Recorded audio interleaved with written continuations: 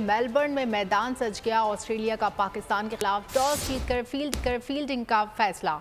इरफान खान और साइम अयूब डेब्यू करेंगे। कौमी टीम 4 फास्ट बॉलर के साथ मैदान में उतरेगी। नसीम शाह, शाहीन आफरीदी, मोहम्मद हसनैन, हारिस रऊफ टीम का हिस्सा हैं।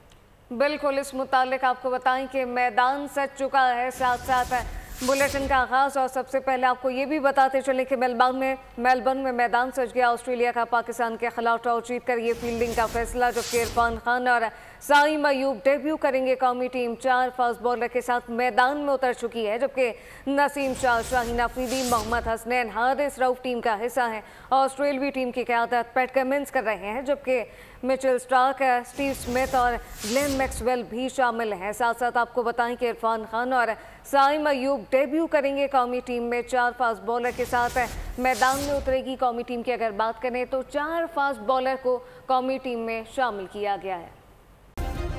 सब्सक्राइब करें और बेल दबाएं ताकि कोई खबर रह न जाए।